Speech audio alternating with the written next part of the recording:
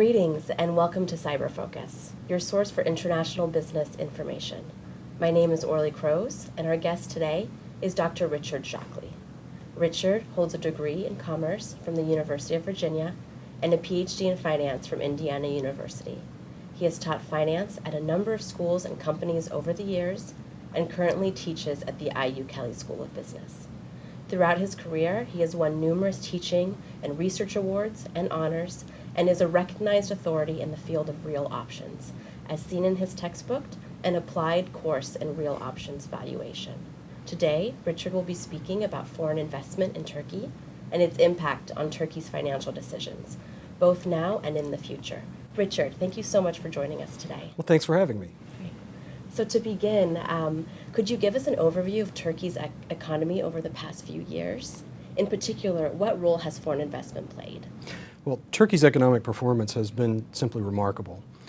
Over the last decade, income per head has actually tripled, and in the last 5 years, gross domestic product has risen by an average of about 6% per year.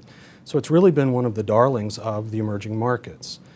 Foreign investment has been very important in this. Back in 2001, Turkey went through a very severe financial crisis that was really devastating to the banking industry. A significant amount of capital was needed to recapitalize the banking industry, and this came about in large part from foreign direct investment. That is, foreign banks taking long-term equity positions in Turkish banks, which allowed the banks to recapitalize, it allowed the banking sector to deepen, and it allowed lending to resume, which spurred the growth in the economy. Thank you. What are some of the potential challenges that Turkey's economy is currently facing, and how did these arise? Well, Turkey is considered one of the fragile five right now, along with Brazil, South Africa, India, and Indonesia. And they all share four problems that are related to each other to varying degrees. The first is inflation. In Turkey, inflation has been running between 8 and 10% per year for the last few years.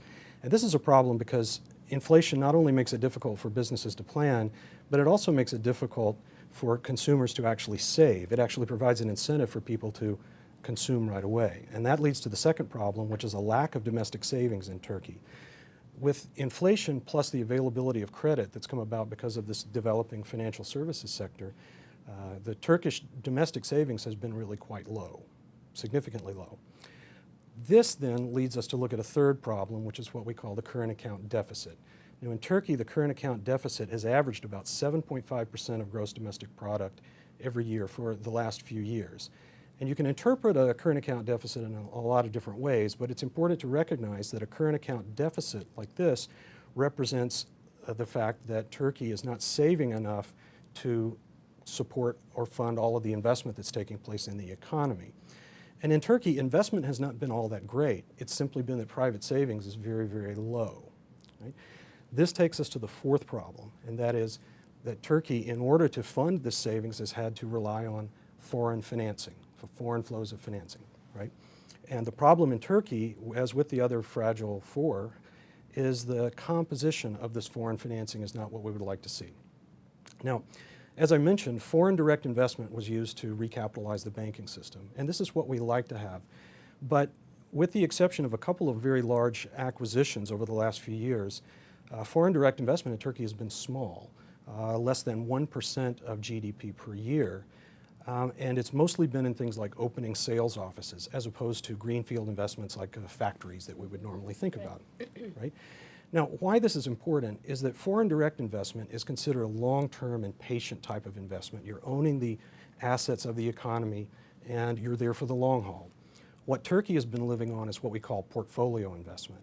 That is, foreign investors who have much shorter horizons, who are investing either in bonds issued by the corporate or the Turkish government, the banking sector, or the non-bank corporate sector, or foreign banks making loans to Turkish banks through the international money markets, either in Turkish lira or in foreign currency.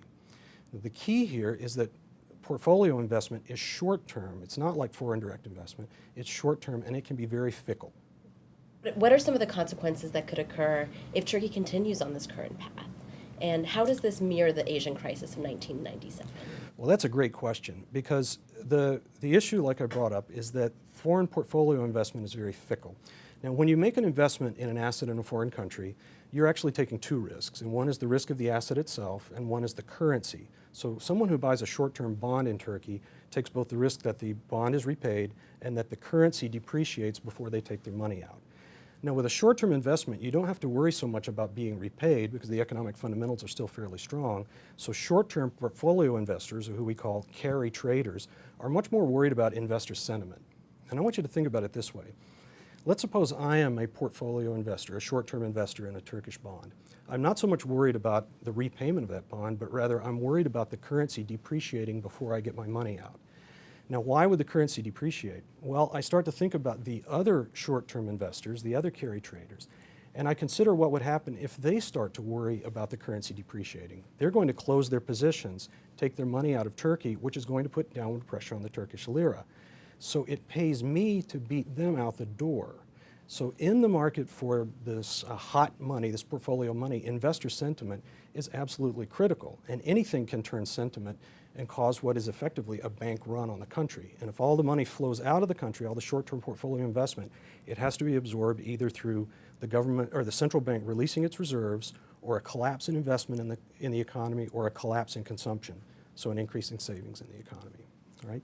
Now, this is why the parallel to what happened leading up to the Asian crisis in 1997 is really quite striking. The Asian economies had run significant current account deficits, financed mostly by hot portfolio investment money. And in 1997, the US central bank started to raise interest rates, which made the carry trade less of a profitable trade. And there was one event in Thailand. One property developer had trouble making payment on a bond, and it caused everyone to basically freak out and run for the door. And it not only happened in Thailand, but it bled over into South Korea, Malaysia, Indonesia, Taiwan, even Hong Kong and Singapore were affected. And beyond that, it actually bled over into Argentina and Chile, who had their own currency crises just because of investor sentiment. So this is really what we're worried about right now at a time where we see the Federal Reserve starting to taper its quantitative easing program, starting to tighten the monetary supply, and thinking about interest rates rising. It will make this carry trade less profitable, and the portfolio investors will become even more worried about little things, trying to be the first one out the door. What are some of the actions that Turkey can take to avoid a situation similar to this crisis that you just talked about? Well, there are really 5 prescriptions here for both the central bank and the government. First, the central bank needs to run a tighter monetary policy with the goal of really taming inflation below the 5% target rate. Currently, the policy is very difficult to follow, but nevertheless, it's generally interpreted that the policy rate that the central bank is using in Turkey is actually below the inflation rate. So this provides no incentive for savings at all and promotes the incentive to borrow and spend. Second, the central bank needs to stop worrying about the possible falling of the Turkish lira and stop intervening in the market and spending its currency reserves to prop up the lira, and instead build reserves in the case of a problem so that it can provide a greater cushion. Third, the central bank and the government together really need to find ways to not only limit but shrink the amount of foreign currency borrowing in the Turkish banking sector and in the Turkish private sector. Fourth, the government needs to stop the fiscal stimulus, and instead of running a primary surplus on the government budget, instead of running a primary deficit, to run a primary surplus. That is, the government needs to start saving. If the government can start saving, then this will lessen the need for external financing in Turkey. And then fifth, the government needs to do something about the friendliness and the cost of doing business in Turkey. If you talk to business people, they say that Turkey is a very difficult place to do business as a foreigner, particularly in terms of licensing to start new ventures and then tax compliance. But the Turkish government can do other things as well, such as improving educational outcomes, changing the requirements for paying and providing ongoing support for part-time employees, and in particular creating a more efficient judiciary and a more consistent judiciary. These things would not only attract foreign direct investment, but they would also make Turkish businesses more competitive in the world, in the global economy, which would increase their own exports and thus decrease the need for foreign financing. Is there anything else that you'd like to add about this topic? Well, I guess one thing, the unfortunate reality is that as of now, the things that need to be done are not being done. As a matter of fact, it's here in February of 2015. We've just gone through 2 quarters of slower growth in Turkey, and the parliamentary elections are coming up here on the 4-year cycle this coming June. So the current ruling party is putting extreme pressure on the Turkish central bank to ease monetary policy now and lower interest rates instead of tightening to fight inflation. Thank you so much, Richard, for speaking with us today. Well, it's been a pleasure talking to you. That's all for this edition of Cyber Focus. If you have any comments or suggestions for future topics, please contact us at cyber@indiana.edu.